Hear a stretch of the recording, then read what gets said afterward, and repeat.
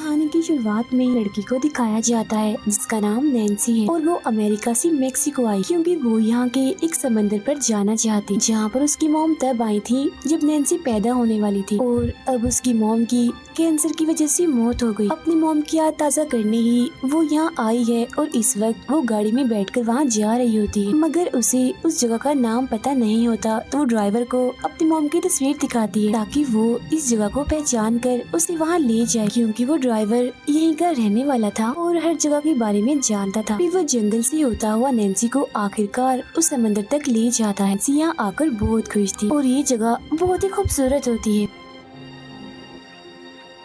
Driver Nancy से पूछता है तुम वापस कैसे जाओगे, जिस पर वो कहती है मैं कोई गाड़ी लेकर चली जाऊंगी और वो उसका शुक्रिया अदा करती है क्योंकि वो ही उसे यहाँ तक लाया था। जिसके बाद वो यहाँ से चला जाता है। ये जगह पूरी तरह सुनसान थी। नैन्सी के अलावा वहाँ समंदर में बस 2 ही लोग थे जो सर्फिंग कर रहे। सर्फिंग यानी बोट के जरिए समंदर की ऊंची ऊंची लहरों पर चलना, एंजॉय करना। क्योंकि वो भी यहाँ पर सर्फिंग करने आई थी इसीलिए वो अपना सर्फ बोर्ड लेकर पानी में चली जाती है। सर्फिंग करने के लिए ऊंची ऊंची लहरों का इंतजार करना होता है और जब नैन्सी इंतजार कर रही थी तो वो 2 लड़के जो समंदर में थे उससे बात करने की कोशिश करती है। नैन्सी उन्हें अपने बारे में बताने लगती है कि मैं अमेरिका से हूँ। वो कहते हैं ओह वाओ अच्छी बात है, बट अमेरिकन यहाँ बहुत कमाते हैं। वो उनसे कहती है यहाँ पर कुछ ऐसा है जो मुझे पता होना चाहिए, तो मुझे उसके बारे में बता दो। वो कहते हैं कि समंदर में 2 चट्टानें ऐसी हैं जो दिन में एक बार पूरी तरह से पानी में डूब जाती हैं, क्योंकि ऐसा तब होता है जब पानी का लेवल बढ़ता है। अब यहाँ देखते ही देखते समंदर में बड़ी बड़ी ऊंची लहरें आना शुरू हो जाती, जहाँ ये तीनों भी समंदर की लहरों के साथ सर्फिंग करने लगते हैं। तीनों को काफी मजा आ रहा था।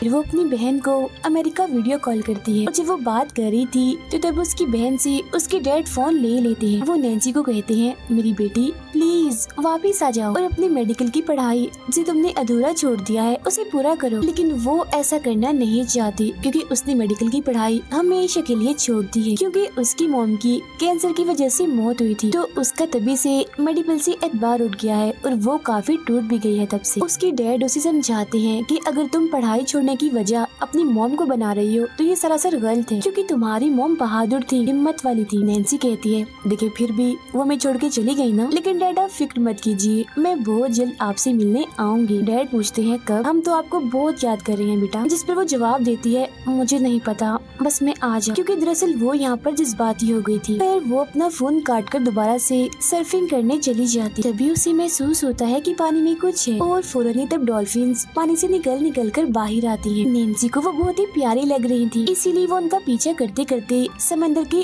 और अंदर आ जाती है। वो देखती है कि यहाँ एक काफी बड़ी व्हेल मछली है जो मरी हुई है और उसके ऊपर बहुत सारे परिंदे बैठे हुए। पर अब यहाँ लहर एक बार फिर से आ जाती है, जहाँ नैन्सी एक बार फिर सर्फिंग करने लगती है, मगर तभी अचानक से उसके बोट से कोई चीज टकरा जाती है, जिससे वो कंट्रोल से बाहर होकर समंदर के काफी नीचे जाके गिरती है। उसका बोट भी उससे अलग हो चुका। फिर वो जैसे तैसे करके ऊपर आती है और फौरन अपनी बोट को पकड़ लेती है। फिर जैसे ही वो उसके ऊपर चढ़ती है पानी में से कोई चीज उस पर हमला कर देती है और अपनी तरफ खींचने लगती है, जिससे पानी में चारों तरफ बस खून ही खून दिखाई दे रहा था। मगर फिर भी वो जैसे तैसे करके पानी से बाहर आ ही जाती है और तैरकर व्हेल मछली की तरफ जाने लगती है, क्योंकि नैन्सी के सबसे करीब वही किनारे पर वो जा नहीं सकती क्योंकि वो बहुत दूर है। जब वो व्हेल मछली की तरफ जा रही थी तो पानी में वो चीज भी उसका पीछा कर रही होती है, जो और कुछ नहीं बल्कि एक शार्क थी। मगर इससे पहले वो उसके पास पहुँचती, नैन्सी व्हेल मछली के पास पहुँचकर उसके ऊपर चढ़ जाती है। शार्क ने नैन्सी की टांग को काफी जख्मी कर दिया था, जिससे खून निकल रहा था। वो किसी तरह दर्द सहकर अपनी टांग को बांध लेती है ताकि उसका खून रुक जाए। यहाँ वो 2 लड़की जो नैन्सी के साथ सर्फिंग कर रही थी वो वापस जा रहे होते। व्हेल मछली पर खड़े होकर नैन्सी उन्हें हाथ हिलाती है, अपनी मदद के लिए रोकती है, आवाज लगाती है, लेकिन वो उसकी तरफ देखती तक नहीं है, क्योंकि वो उससे काफी दूर थे, इसीलिए उसकी आवाज वो नहीं सुन पा रही थी। और फिर गाड़ी लेकर वो यहाँ से चले जाते हैं और अब नैन्सी एक सुनसान जगह पर समंदर के बिल्कुल बीचों बीच एक मरी हुई व्हेल मछली के ऊपर फंस चुकी। वो पानी में भी नहीं जा सकती क्योंकि वो शार्क उसे मार देगी। यहाँ पर और कोई भी नहीं था जो उसकी मदद करता। नैन्सी अपने चारों तरफ देखती है, जहाँ एक जगह उसे चट्टानें दिखती हैं जो पानी से थोड़ा सा ऊपर निकली होती है, और दूसरी तरफ एक बॉय था जिसे रेड सिग्नल भी कहा जाता है, जिसे पानी में इसलिए लगाया जाता है ताकि पानी का लेवल पता चल सके और इमरजेंसी की सूरत में ये जान बचाने के काम आए। वो नीचे मजबूत जंजीरों से बंधा होता है और फिर तभी वो देखती है कि शार्क दोबारा से उसकी तरफ ही बड़ी चली आ रही है, और फिर तभी अचानक से वो उस व्हेल मछली को टक्कर मार देती है जिस पर नैन्सी थी, जिस वजह से वो पानी में गिर जाती है क्योंकि वो दरअसल नैन्सी को मारना चाहती है। अब नैन्सी उस तरफ जल्दी से तैरना शुरू करती है जिस तरफ चट्टानों के पत्थर हैं, जहाँ वो शार्क भी उसका पीछा करने लगती है, मगर इससे पहले वो उस तक पहुँचती नैन्सी जल्दी से पत्थर के ऊपर चढ़ जाती। इस पत्थर पर एक परिंदा भी था जो व्हेल मछली की टक्कर से जख्मी हो गया था, क्योंकि वो भी व्हेल मछली के ऊपर ही बैठा हुआ था जब शार्क ने टक्कर मारी थी। उसके पंख पर चोट लगी हुई है तो वो उड़ नहीं सकता। इस तरह से अब नैन्सी और वो परिंदा इस पत्थर पर फंस गई। शार्क के काटने की वजह से नैन्सी की टांग की चोट काफी बुरी तरह से फट जाती है, इसीलिए वो अपने कान से बालियां निकालकर अपने टांग के उस हिस्से पर लगाती है जहाँ से उसका मांस फटा हुआ है। ऐसा करते हुए जाहिर है उसे काफी दर्द हो रही। वो एक तरह के टांके लगा रही थी जिसमें वो अपनी बालियों का इस्तेमाल कर रही थी। फिर वो अपने जैकेट को अपने टांग से बांध लेती है। आहिस्ता आहिस्ता करके अब पूरी तरह से रात हो गई होती है, और फिर तभी वो देखती है कि उसका सर्फिंग बोर्ड पानी में है। वो उसे लेना चाहती है, इसीलिए आसपास देखती है कि शार्क तो नहीं, और जब उसे यकीन हो जाता है कि शार्क नहीं तो वो पानी में उतरकर आराम से बोर्ड की तरफ बढ़ने लगती है, और फिर तभी वो देखती है कि शार्क उसी की तरफ ही आ रही है। इसीलिए वो जल्दी जल्दी वापस आती है और एक बार फिर पत्थर पर चढ़ जाती है, जिससे जाहिर है नैन्सी की टांग में काफी दर्द होती है। इसके बाद सुबह हो जाती है। नैन्सी देखती है कि समंदर के किनारे एक शराबी लेटा हुआ है। वो उसे जोर जोर से आवाजें लगाने लगती है, उठो प्लीज, मेरी मदद करो, क्योंकि ये आदमी उससे इतना दूर नहीं होता। इसीलिए नैन्सी की आवाज सुन लेता है और फौरन ही उठ जाता है। तब नैन्सी उसे इशारों से समझाती है कि उस तरफ जाओ, वहाँ मेरा बैग है जिसके अंदर फोन है, तुम किसी को फोन करो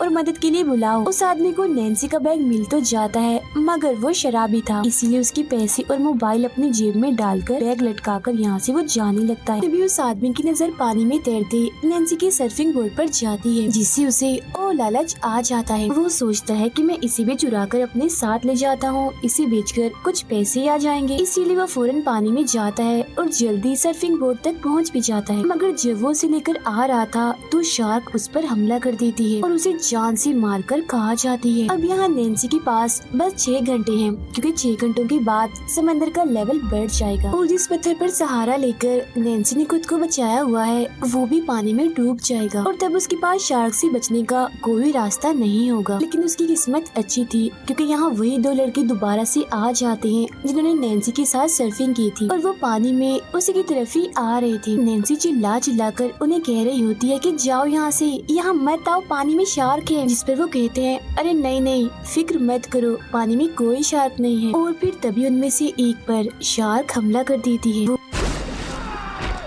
उसे मुंह में दबाकर नीचे पानी में ले जाती है। ये देख दूसरा लड़का काफी डर जाता है और अपनी जान बचाने के लिए जल्दी जल्दी नैन्सी की तरफ बढ़ने लगता है, क्योंकि कैसे भी करके उसे पत्थर तक पहुंचना है। जल्दी वो पत्थर तक पहुंच जाता है। नैन्सी उसे ऊपर खींच ही रही थी कि तभी अचानक शार्क नीचे से उस पर हमला कर देती है और खींचकर उसे भी अपने साथ पानी में ले जाती है।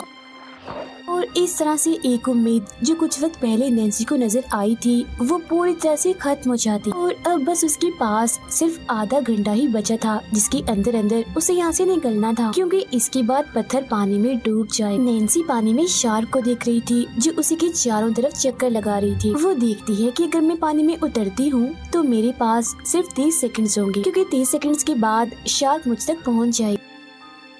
उसी पानी में एक हेलमेट दिखता है जिसके ऊपर एक कैमरा था, और ये उसी लड़के का था जिसे नैन्सी ऊपर खींच रही थी। और वो पानी में उतरती है, मगर कैमरा उसके हाथ नहीं लगता क्योंकि वो उससे दूर जा चुका था। और तो शार्क उसके पास आकर पत्थर के ऊपर आने की कोशिश करती है, क्योंकि पत्थर के ऊपर थोड़ा थोड़ा सा पानी था, और इस वजह से नैन्सी पत्थर से नीचे पानी में गिर जाती। अब शार्क भी उस तक आना चाहती थी, मगर यहाँ नुकीले पत्थर और झाड़ियाँ थी जिसमें वो शार्क अटक जाती है, जिसका फायदा उठाकर नैन्सी वापस उसी पत्थर पर आ जाती है जहाँ वो पहले थी, और वो अपने साथ हेलमेट लाने में भी कामयाब हो चुकी थी जिस पर कैमरा था। कैमरा में वीडियो बनाने लगती है जिसमें वो कहती है कि यहाँ एक व्हेल मछली मरी हुई और पानी में शार्क है। शार्क ये समझ रही है कि मैं उसके खाने के बीच में आ गई हूँ, जब भी तो वो बार बार मुझ पर हमला कर रही है। इसके बाद नैन्सी अपने डैड और बहन के लिए भी मैसेज रिकॉर्ड करती है। वो कहती है, मैंने कभी नहीं सोचा था कि मैं आप लोगों को इतना याद करूँ, लेकिन हाँ, आप लोग मेरी फिक्र जरा भी मत करना, क्योंकि यहाँ मैं अकेली नहीं हूँ, बल्कि मेरे साथ मेरा एक छोटा सा साथी है। ये कहकर वो कैमरा में उस परिंदे को दिखाती है जो उसके साथ है। आगे वो कहती है, डैड, मैं उस बॉय यानी रेड सिग्नल तक पहुँचने की कोशिश जरूर करूंगी और चाहे कुछ भी हो जाए मैं लड़ना नहीं छोड़ूंगी, मैं हिम्मत से काम लूंगी। बिल्कुल वैसे ही जैसे मॉम करती थी और उन्होंने हमें भी ऐसे ही सिखाया था। जिसके बाद वो कैमरा को वापस से हेलमेट में लगाकर पानी में काफी दूर फेंक देती है ताकि ये हेलमेट किनारे तक पहुंच जाए और किसी को तो उसका ये मैसेज मिल जाए या फिर उसकी फैमिली को ही। अब परिंदे के पंख को नैन्सी ने बिल्कुल ठीक कर दिया था, मगर वो परिंदा अभी भी नहीं उड़ रहा था, इसीलिए वो उसे एक सर्फिंग बोर्ड पर रखकर पानी में बहा देती है ताकि वो किनारे तक पहुंच जाए। और अब नैन्सी के पास बस कुछ ही मिनट्स बचे। अगर उसे बचना है तो रेड सिग्नल तक पहुंचना होगा, लेकिन मुसीबत वो यहाँ से 1 मिनट की दूरी पर था और 30 सेकंड्स के अंदर अंदर तो वो शार्क उस तक पहुंच जाएगी।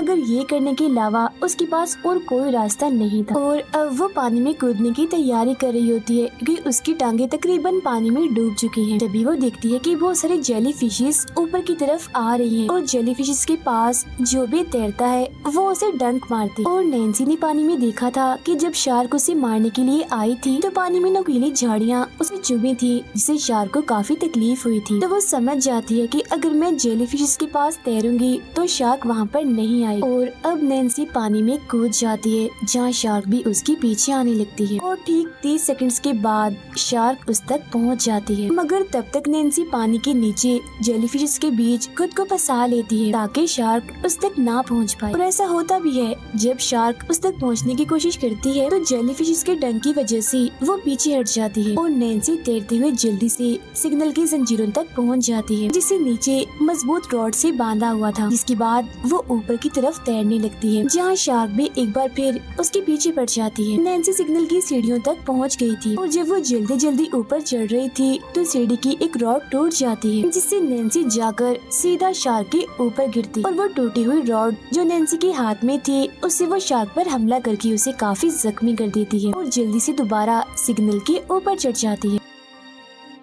इस बात से शार्क को काफी गुस्सा आ गया था, वो बौखला जाती है, इसीलिए सिग्नल पर हमला कर देती है, जोर जोर से उसे टक्कर मारती। मगर नैन्सी को कुछ नहीं होता क्योंकि वो तो अब सिग्नल के ऊपर थी। अब नैन्सी की किस्मत एक बार फिर उसका साथ देती है क्योंकि पानी में उसे एक शिप दिखाई देती है। वो सिग्नल पर पड़ी एक फ्लेयर गन से उन्हें सिग्नल भेजती है आसमान की तरफ। उस फ्लेयर को चलाती है कि मैं यहाँ हूँ, अभी जिंदा हूँ, मगर कोई फायदा नहीं होता क्योंकि तब तक शिप मुड़ चुकी थी और वो उसकी छोड़ी फ्लेयर को भी नहीं देख पाते। और यहाँ शार्क भी लगातार सिग्नल को टक्कर मार कर उसे गिराने की कोशिश कर रही होती है क्योंकि उसके ऊपर नैन्सी थी इसलिए। तभी वो देखती है कि व्हेल मछली के आसपास बहुत सारा तेल है क्योंकि दरअसल मरी हुई व्हेल मछली के अंदर से तेल निकलता है। और जब शार्क तेल पर से होती हुई नैन्सी की तरफ बढ़ रही थी तो नैन्सी फ्लेयर गन तेल पर चलाती है, जिससे वहाँ आग फैलती हुई शार्क को भी लग जाती है और उसका पूरा जिस्म जलने लगता है। मगर फिर पानी में जाने के बाद उसकी आग बुझ जाती है, लेकिन ऐसा होने से वो भड़क जाती है और जोरदार हमला वो सिग्नल पर करने लगती है। अपने दांतों से उसे पकड़कर नीचे पानी में गिरा देती है और अब नैन्सी भी पानी में, मगर खुद को बचाने के लिए वो सिग्नल पर बनी छोटी सी जगह में खुद को फंसा लेती है। लेकिन शार्क का गुस्सा इतना बढ़ गया था कि वो सिग्नल को अपने दांतों की मदद से नीचे खींचने लगती है, उसे कहीं कहीं से वो तोड़ भी देती है। तभी नैन्सी देखती है कि सिग्नल की जंजीर नीचे काफी मजबूत मोटी रॉड से बंधी हुई है, जो देख उसके दिमाग में एक आइडिया आता है। वो पानी में कूदकर जंजीर के उस हिस्से को खींचने लगती है जो सिग्नल के ऊपर वाले हिस्से से बंधी हुई है। ऐसा वो इसलिए कर रही थी क्योंकि उसके पेच ढीले हो चुके थे। यही शार्क का दांत भी सिग्नल के एक रॉड में अटक गया होता है और फिर बड़ी मुश्किल से नैन्सी जंजीर को खींचकर सिग्नल से अलग कर देती है। जंजीर काफी भारी थी इसीलिए वो उसे नीचे की तरफ खींचने लगती है। अब शार्क भी आजाद हो चुकी थी इसलिए वो भी नैन्सी का पीछा करने लगती है। नैन्सी बड़ी तेजी से नीचे की तरफ जा रही थी, इसके बिल्कुल पीछे शार्क भी थी, लेकिन इससे पहले नीचे बड़ी बड़ी रॉड से नैन्सी का जिस्म टकराता वो लोहे की जंजीर को छोड़ देती है और साइड पर हट जाती है, मगर शार्क इतनी जल्दी नहीं मुड़ पाती। इसीलिए लोहे की वो बड़ी बड़ी मजबूत रॉड्स शार्क के अंदर घुसकर उसके जिस्म के आर पार हो जाती हैं और इस तरह से इस खतरनाक खूंखार शार्क का खात्मा हो जाता है। इसके बाद हम देखते हैं कि नैन्सी समंदर के किनारे पहुंच गई है, जहां एक आदमी भी उसे बचाने के लिए पहुंच जाता है, क्योंकि जिस कैमरा में नैन्सी ने मैसेज रिकॉर्ड किया था वो किनारे तक पहुंच गया था और एक बच्चे को मिला था, जिसके बाद वो बच्चा ही अपने डैड को यहाँ तक बुलाकर ले आया। और इस तरह नैन्सी की बहादुरी और उसके ना हारने की जज्बे की वजह से वो इस मुश्किल घड़ी से निकल आती है। इसीलिए हमें भी हमेशा हिम्मत और जज्बे से काम लेना चाहिए, फिर चाहे हमारे ऊपर कितने ही मुश्किल हालात क्यों ना हो। इसी के साथ ये कहानी इधर ही खत्म हो जाती है।